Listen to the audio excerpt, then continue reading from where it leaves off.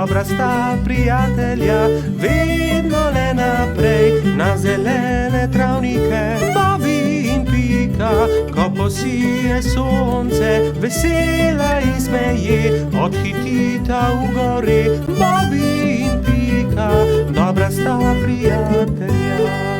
Vnetje ušes.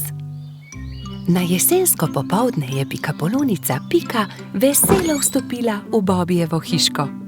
Odpravljam se proti studencu zbirat kamenčke, ali pride z mano? A Bobby se ni bil pripravljen premakniti. Ne vem, Pika, tako utrujeno se počutim, zelo me zebe in boli me glava in tudi ušesa me bolijo. Oh, Bobby, tvoj obraz je popolnoma rdeč, je rekla Pika. Vročino imaš, grem hitro po doktorja Sovo. Pikapolonica je šla naravnost v gnezdo doktorja Sove.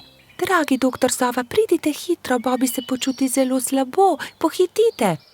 Doktor Sova je hitro pripravil svojo zdravniško torbo, si oblekel svojo haljo ter se hitro odpravil k bolniku. Živjo, Bobby, hitro bom ugotovil, kaj ti je. Najprej bom poslušal tvoje dihanje. Bobby je slekel svojo pižamo in ubogljivo vzdihnil. Odpri usta, ogledal si bom tudi tvoje grlo. Nočem, je zagodrnjal Bobby. A jaz moram videti, ali je rdeče ali ne, mu je pojasnil doktor Sova ter osvetlil Bobbyjevo grlo svojo svetilko. In zdaj si bom ogledal tvoje ušesa s tem majhnim ušesnim lijakom. Bobby tega res ni maral. Začel je jokati in si pokril ušesa z rokami. Ne bodi smešen, Bobby, niti najmanj ne bo bolelo. Pika je prijela Bobbyja za roko in ga pomirila. Pregled res ni bolel. No, Bobby, je začel razlagati doktor Sova. Imaš vnetje ušesa, zelo grdo si se prehladil. Vzemi polno žlico tega zdravila vsako jutro, pij veliko čaja in si grej ušesa z obkladki. Bobbyjevi prijatelji so mu takoj priskočili na pomoč. Baltazar je prinesel med, Rozi je prinesla kamilice, Gašper pa je prinesel jagode in skupaj so skuhali čaj za bolnika. Doli je pogrela proso v ponvi in ga stresla v majhne vrečke. Pokri si ušesa z naušnikom, dokler se ne shladi. Bobby je dal naušnik na glavo ter ga pustil na glavi, dokler se ni shladil. Naslednje jutro je Pika našla nekaj čudovitih kamenčkov na Bobbyjevi mizi. Wow, Bobby, čudoviti so! Kdo ti jih je dal? Sam sem jih našel pri studencu, je Bobby ponosno povedal. Sam si jih našel? Je Pika jezno vprašala. To ni bila najbolj pametna zamisel. Nisi še popolnoma zdrav. Zdaj se ti bo poslabšalo. Žal je imela Pika prav. Bobby je do večera spet dobil visoko vročino. Bobbyjevi prijatelji so ga prišli obiskat vsak dan, mu brali zgodbice in se igrali z lutkami. A medtem, ko se je Bobby počutil z vsakim dnem bolje, se je Pika slabše in slabše, nalezla se je bolezni. Tokrat je Bobby skrbel zanjo. Kuhal je čaj in grel proso za naušnike. Doktor Sova je obiskal tudi Piko. O ne, očitno imamo novo bolnico. Nalezla si se od Bobbyja. Povedal je Piki, kaj mora storiti, da bo ozdravela. Nato pa je spet pregledal Bobbyja. Zdaj si povsem zdrav, a za vsak primer te bom še enkrat pregledal. Vse je v redu, popolnoma si okreval ti mali polž. Minilo je nekaj dni. Pika je pridno jemala zdravila, pila veliko čaja, veliko počivala in kmalu se je počutila bolje. Doktor Sova je spet prišel na obisk in z veseljem opazil, da je bila tudi Pika zdrava. Zdaj gremo lahko končno vsi k studencu zbirat kamenčke.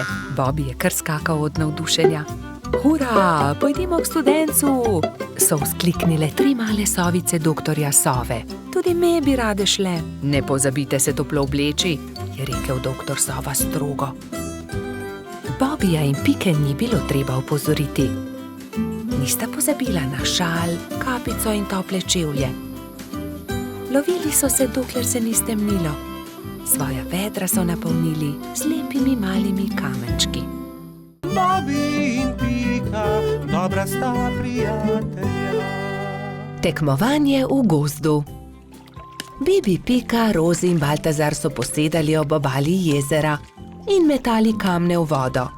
Bibi je večkrat zadel plavajoča debla, drugi pa so ploskali od veselja. Pridite hitro na travnik, začenja se pomladni atletski dan, je pritekel z novico Gašper. Na travniku so se že zbrali drugi. Žuželke so se oblekle v telovadne obleke in začela se je prva tekmovalna točka, tek. Vsakdo je tekel, kolikor so ga držale noge. Treba je bilo preteči 3 kroge okoli travnika. Ne velja, Edi je goljufal, sekal je ovinke, je vzkliknila kobilica Skokica. Goljufati se ne sme, je strogo rekel Alfons. Še enkrat od začetka bomo tekmovali, vendar nihče naj ne goljufa. Gašper je tekel najhitreje, naslednja je bila Skokica. Kot tretji pa je v cilj prišel Baltazar. Bibi je prispel zadnji. Baltazar in Edi sta šepetala za njegovim hrbtom. Počasen polž.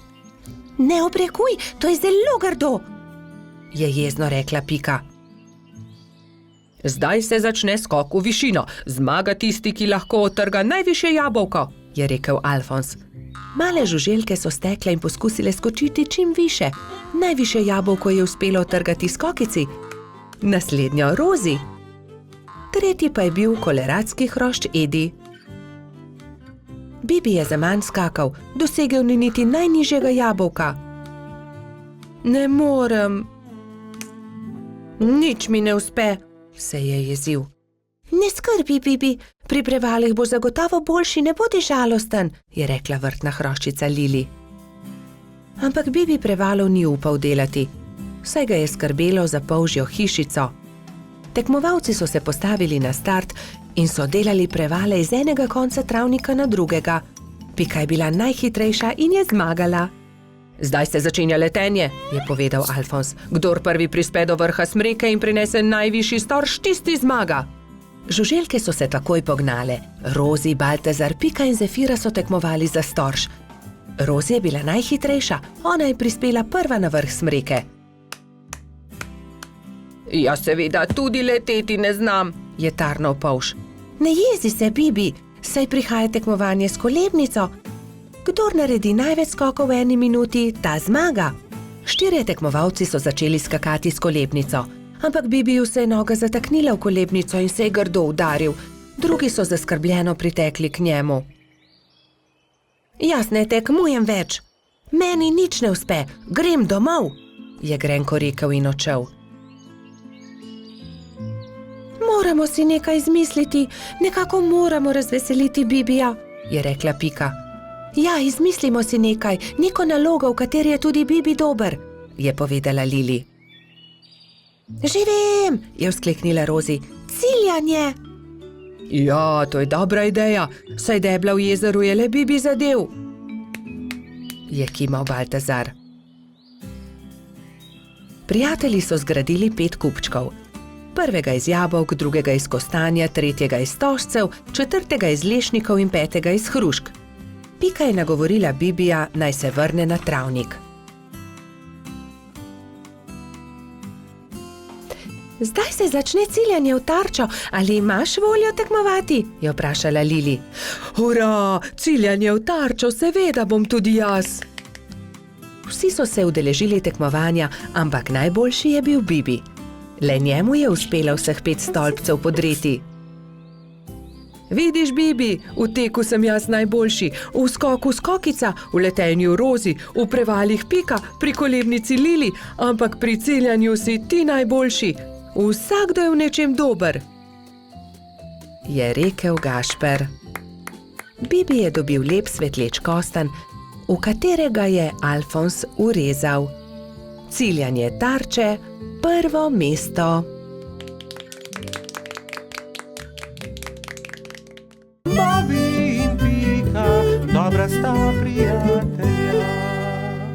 Morska dogodivščina.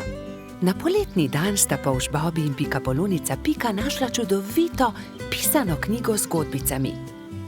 V njej so bile slike morja, ena bolj lepa od druge. Videla sta raznobarvne ribe, rake in školjke. In v njej je bila tudi neka čudna žival, ki je Bobby še nikoli ni videl. Imenuje se hobotnica, a tudi jaz še nisem videla resnične. Zakaj ne greva do morja? Je vprašal Bobby z navdušenim glasom. Daj no, Bobby, saj ne veva, kje je morje. Pridi z mano, vprašajva sovo, ona ve vse. Draga sova, ali nama lahko poveš, kako lahko prideva do morja? Zgraditi morata majhen čoln in se z njim zapeljati po studencu. Ta vaju bo popeljal do reke, reka pa teče naravnost v morje. Bobby in Pika sta se zahvalila sovi za nasvet in se nemudoma lotila dela. 3 navdušene sovice so jima pomagale zgraditi čoln. Ko sta se prijatelja vkrcala na čoln, so ju valovi nemudoma odnesli stran in majhen čoln je hitro plul proti morju. Hurra, je zavpil Bobby, proti morju. Veter ju je hitro nosil naprej, najprej po studencu in nato po reki. Ni trajalo dolgo, preden se je modro morje razprostrlo pred njima. Tukaj sva, je vzkliknil Bobby in pogumno skočil v vodo. Povlekel je čoln proti obali in ga privezal na palmo. Pridi, Pika, potopiva se na dnu morja, je rekel Bobby. In v morju sta našla resnične čudeže, videla sta raka ter mu sledila na površje. Oprosti, ali nama lahko poveš, kje bi lahko srečala resnično hobotnico? Je vprašala Pika. Zagrabita moje klešče, pokazal vama bo majhen otok, kjer hobotnica rada poseda naokoli. Rak je pomagal 2 prijateljema do obale ter nemudoma izginil pod gladino. Bobby in Pika sta skočila za veliko skalo. Bila sta prestrašena. Hobotnica je bila veliko večja, kot sta si predstavljala, in jo je prestrašila. Hobotnica se je odločila. Pobrala je nekaj kamenčkov in jih začela žonglirati z 8 lovkami. Bobbyju in Piki je bilo to zelo všeč. Mala pikapolonica in polž sta se počasi prikazala izza skale. Pridita, je rekla hobotnica. Pokazala vama bom najlepše kamenčke na tem otoku. Bobby in Pika ter hobotnica so hitro postali prijatelji. Čas je tekel hitro mimo na tem malem otoku. Čas je, da se odpraviva, je rekla Pika. Z Bogom, draga hobotnica, zelo lepo te je bilo spoznati. Z Bogom, je odgovorila hobotnica in podarila vsakemu prijatelju svetleč kamenček. Bobby in Pika sta se usedla na čoln in poskušala zapluti naproti toku.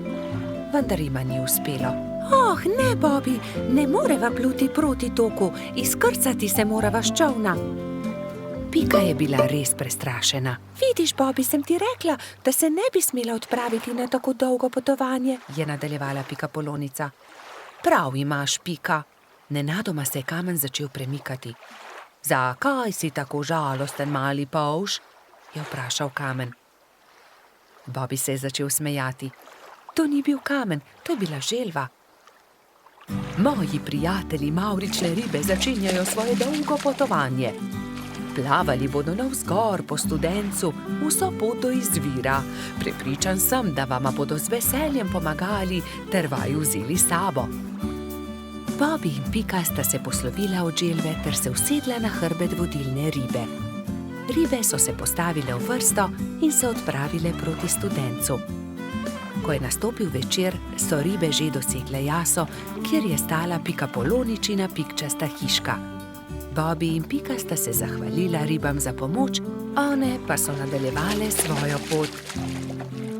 Vidiš, Pika, lepo je, če se vse dobro konča, je rekel polž modro.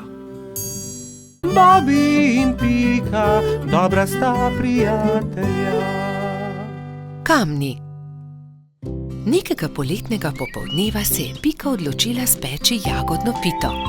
Prosila je rogača Gašperja in trota Baltazarja, naj ji iz gozda prineseta sveže jagode. Fanta sta se odpravila. Baltazar je kmalu opazil kamen sredi poti in ga začel brcati pred seboj. Vendar je kamen postal všeč tudi Gašperju in ga je Baltazarju izmaknil. Ne velja, Gašper, to je moj kamen, jaz ga bom brcnil naprej. Ne, to je že moj kamen, poišči si drugega, tega bom brcal jaz. Jaz sem ga našel, moj je bil ogorčen Baltazar. Ogromno kamnov je, poišči si drugega. končal prepir Gašper. Vendar se Baltazar ni pustil. Fanta sta se prerivala tako dolgo, dokler se nista spotaknila in se skotalila po strmem hribu. Zvrnila sta se naravnost v potok, ki je žuboril ob vznožju hriba. Ob hrupu je iz svoje hiše na obrežju potoka pogledal škržat Alfons. Joj, kaj se je zgodilo? Je vprašal prestrašeno. Gašper je kriv, vzel mi je kamen. Kaj pa je to tvoj kamen? Od tistega je, ki je spretnejši. Dovolj je vsekal vmes Alfons. Najprej pridite v hišo, posušite se, nato mi lahko povesta, zakaj sta se tako močno sprla. Še vedno jezna fanta sta stopila v škržatovo hišo. Mokra oblačila sta postavila na sonce in zavita v brisačo čakala, da se posušijo. Medtem je Alfons dal na mizo limonado in piškote. Sončni žarki so hitro posušili oblačila. Gašper in Baltazar sta jedla piškote in si segala v besedo med pripovedovanjem Alfonzu o tem, kako sta se skotalila po hribu. Jaz imam celo zbirko tega. Zbirko kamnov, pokaži nama, je zavpil Baltazar. Seveda, vstopita, je ponosno dejal Alfons in dal na mizo veliko škatlo. Kje si nabral te lepe kamne? Tukaj v bližini na obrežju potoka, tudi vidva jih lahko nabirata. Hurra! Nabrala sta polno košaro kamnov. Dolgo sta izbirala, zbirala in začelo se je temniti. Rogač in Trud sta se poslovila od škržata in se odpravila navzgor po hribu. Kmalu sta šla mimo Pikine hiše.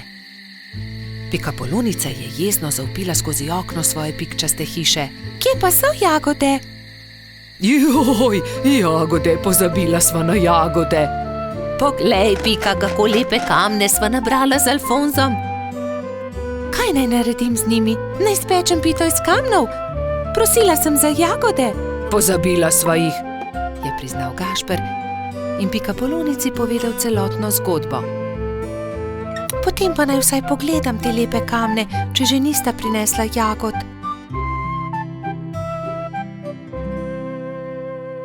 Nekaj bi morali narisati nanje.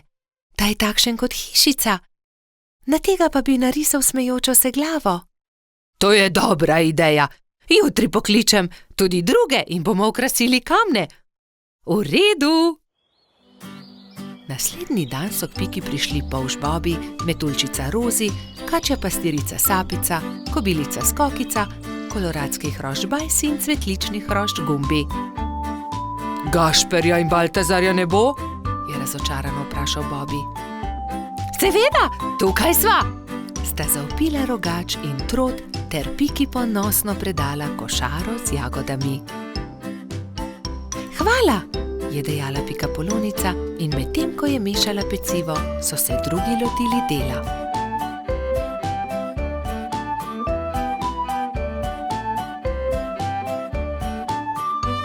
Ko so končali, so povabili Alfonza, naj pogleda razstavo. O, čudovito! Jutri bom prinesel tudi svoje kamne in jih bomo poslikali, je veselo dejal škrat. Medtem se je spekla jagodna pita, vsi so sedli k mizi in pojedli vse do zadnje drobtinice.